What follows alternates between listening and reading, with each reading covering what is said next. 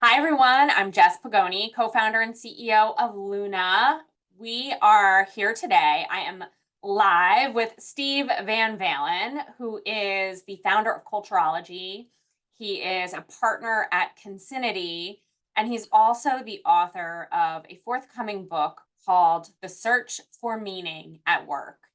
And Steve and I have known each other for a long time. We decided we needed to jump on, get some video going here about this new term that has overtaken the internet called quiet quitting.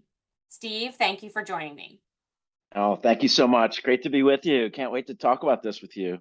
I know. Okay.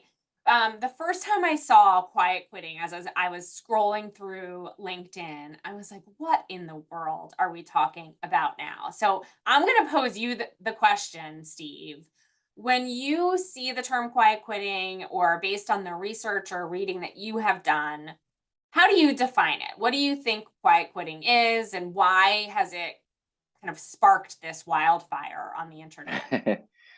Yeah, I think quiet quitting has become quite loud. I mean, when you think about it, it's made the headlines, and it's kind of that last story on the even the network news or the local news.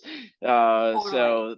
The term itself, I think, really resonated with people, and so we're talking about it, and it's interesting because I believe, and maybe a lot of other people do too, this has been going on forever since the beginning of work, the history of time, the idea of quiet quitting. But I think now it's kind of the first time that people are openly discussing it, or maybe have the guts to talk about it, which in a way is good. So we've been able to surface it, and then so people are getting underneath, well, what does this mean, and what are the ramifications for me? So I think in a way that's good that it's surfaced and made such a loud splash here for all of us. I love it. So, how would you like for anyone listening or watching that's thinking, like, but what is it? Like, what exactly is quiet quitting? How would you define it for the audience? Yeah, I mean, this is a term that's been around for a while that absolutely is pinpoint replication. It's really about discretionary effort. So at the high, if you can sort of picture an arc, at the highest level of discretionary effort, it's sort of the I want to do line of effort. Like, I want to do these things. I'm making choices to put forth my energy, my talent, my care toward the work I'm doing. And then everyone has sort of figured out this dotted line that says, if I go below this line, I'm going to get in trouble or risk being fired. And so that's sort of the Okay. minimum requirement line. And quiet quitting is where they're taking the arc to be right above that minimal requirement line. So the amount of discretionary effort, when you think of discretion, that means I have a choice. Yep. They've decided purposely and intentionally to make the choice to ride right above the minimal requirement lines to not be fired. So they may call it quitting, but they're still staying. They've quit and stayed. That was the term we used to call this before. Quit and Okay. stay. Okay. Quit and stay. But okay, I'm also curious about, like, doesn't this mean they're doing their job, right? So it's are they underperforming at the work that they're doing, or are they doing a perfectly adequate job? It's just that they're not going doing the, like, 150%. Well, it would totally depend on the role that they have. If they're responsible, or the discretion, the choices that they're making are influencing things like safety at the workplace or quality control, or maybe they have a customer or client facing role where they're building relationships, then if they're not putting forth a higher level of choice, or discretion on how they approach that, of course they're underperforming. Yeah. And the only way a sort of a company or a manager or a team could kind of manage a whole bunch of people with quiet quitting is if they know that ahead of time, and they can make up for it by putting more bodies to the job.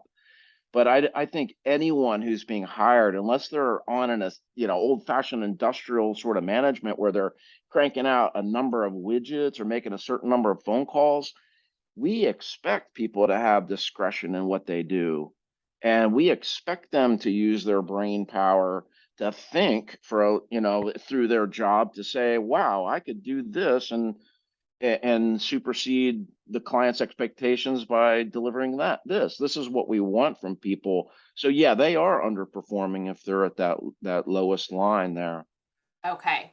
So the reason we're hearing about this now, maybe because quiet quitting is very catchy, but also, do you think there are more people in this category right now than maybe have been before? So you talked about like we're kind of bringing it to the surface, but is it that we also have like a critical mass there as well? Hmm.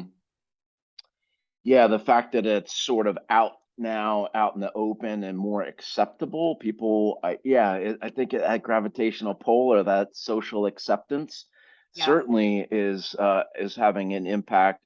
Do we have more people than ever? I get the sense of that, and part of it is certainly coming off of the pandemic, right, where the research is showing that people are just have this emotional exhaustion, Hmm. doing more with less, being and then the way we can communicate with each other that's overwhelming and causing so much multitasking to the point where it just looks like an avalanche coming down on all of us.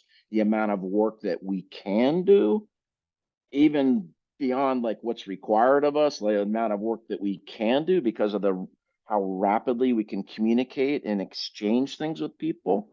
That's the thing that I believe has caused them to go, oh my gosh, like this is not worth it. I can't play in that sphere this long.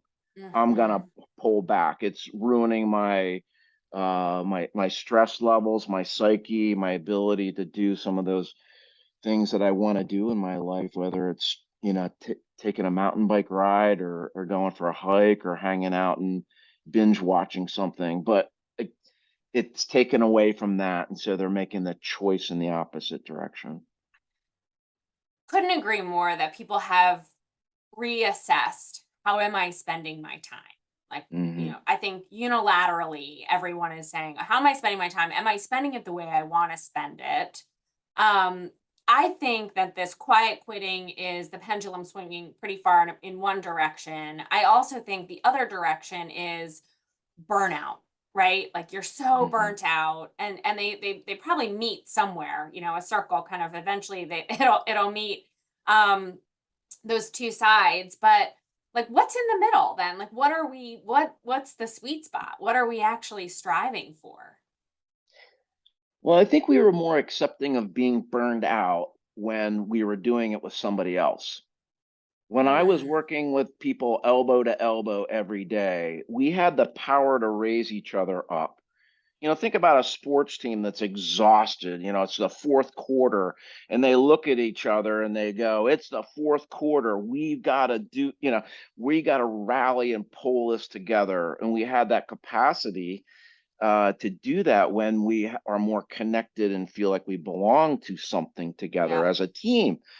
But with work from home, the virtual separation, we have that connection is way altered. Let's face it. You may be thinking the same way in your home office as I am, but I'm not seeing you, hearing you, rubbing elbows with you in the lunchroom or whatever it is, where I can sense that and we can raise each other up. If I'm your manager, I'm not going to notice that as much either. And we're just not having those kind of connective conversations where relationships take place, where I have the ability to empathize for you. And that's clearly like burnout and depletion of empathy are some of the worst things that have come from the pandemic that we're seeing and now are being clearly measured. This is not, theoretical. This is clearly measured and part of what we need to address here going forward. Well, Steve, So is there a sweet spot? You know, I think it's finding ways to reconnect with each other. Even if you yeah. are working from home, there are, I, the tools that we have in front of us give us that ability, but we have to be intentional about it. Hmm. Well, you're speaking my language because Luna is all about connection, really driving belonging. And the word empathy. So on the Fresh Takes podcast that I am host of, we talk a lot about the values in the word fresh. So freedom, resourcefulness, empathy, simplicity, and happiness, and how those five values are really core to operating in the future of work and really the right now of work. And empathy is one that I do think in some ways, you're citing the data, like there's been a depletion of it.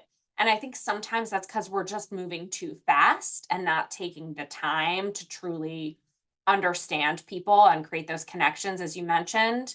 Um, I think on the flip side, there are likely some organizations, some teams where empathy has been dialed way, way, way up in really positive ways to help people feel seen and heard and understood. But like, what can people do right now to maybe get more of that empathy in order to hit that sweet spot? Well, I think for a manager, let's focus on where, engagement sort of lives and dies, right? With that manager relationship with their team. Thinking through how you can appreciate people for that extra work, that discretionary effort that they may be exhibiting.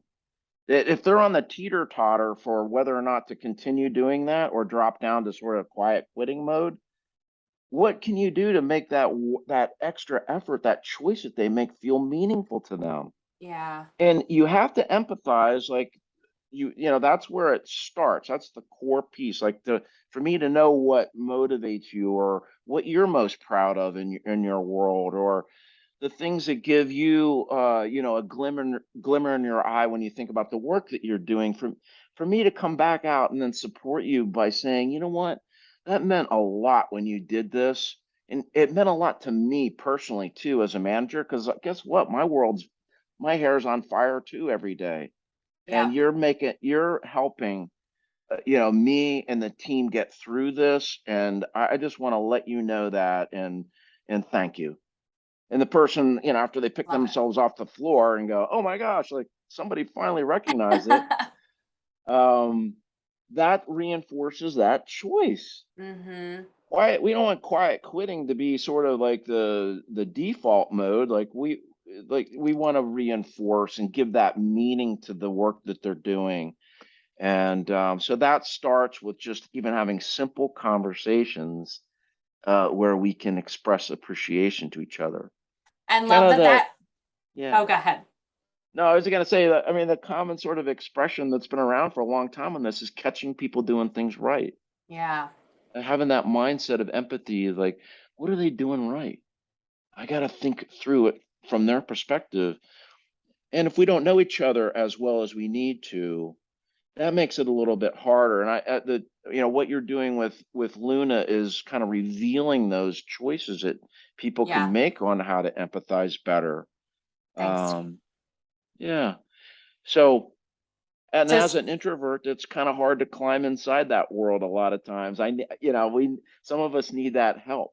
I've learned the most about introverts from you, Steve. I think my years of knowing you, I have valued greatly all of your perspectives and education on what it's like to be an introvert and how you engage with the world. I think it really is super enlightening. So thank you as always for shining the spotlight on that as well.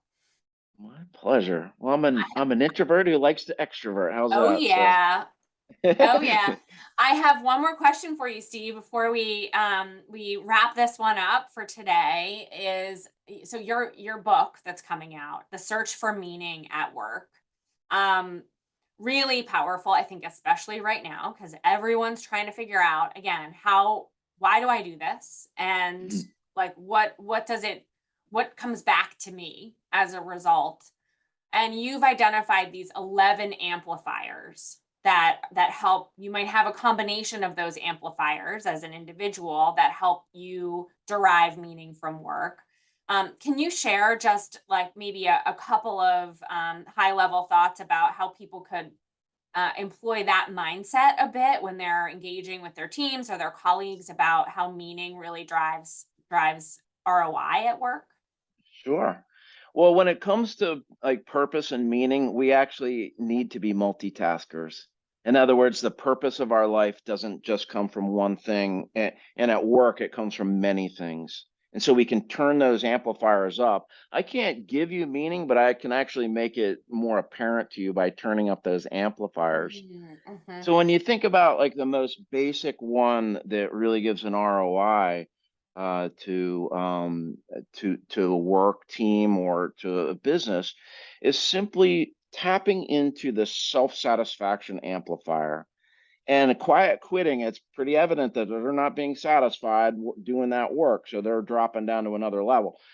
But simply saying, how might you know, what could make this work more interesting to you and do a better job at our processes or whatever you're focused on? Tapping into people and asking them their opinion on how things could be better at work. What ideas do you have in your hopper that would you'd be excited to tackle if I could empower you to do so? Yeah. Well, guess what? I've never approached somebody where they go, "Oh, gee, I never thought about that before." What do you think we think about 24/7? Yeah. And so for me to be able to ask you that and give you the self-satisfaction to then go after it would be a way that I can turn that amplifier up and let you hear it in your own harmony world that you need, to Yeah. feel excited about approaching it. So that's just one. It kind of starts there, but as a manager to just simply, again, back to empathy, empathize that that person has an idea on how to improve things around here. Yeah. I need to have the guts to just simply go ask them and empower them to be able to go after it. And if I do that, they're going to feel it. I think empowerment is such a great reminder because everyone wants to be empowered in some way, shape, or form. And tapping into that self satisfaction amplifier, I think, incredible wisdom and advice for today, Steve. I feel like we will have lots more opportunity to discuss quiet quitting or whatever the next term might be that comes along. But really fascinating to dive into this today. Thanks for jumping on with me and having the dialogue. And as always, really appreciate your point of view. My pleasure. Thanks so much. And I grateful to have the opportunity to talk to you anytime. Thank you. Bye, Steve. Talk to you soon. All right. Take care.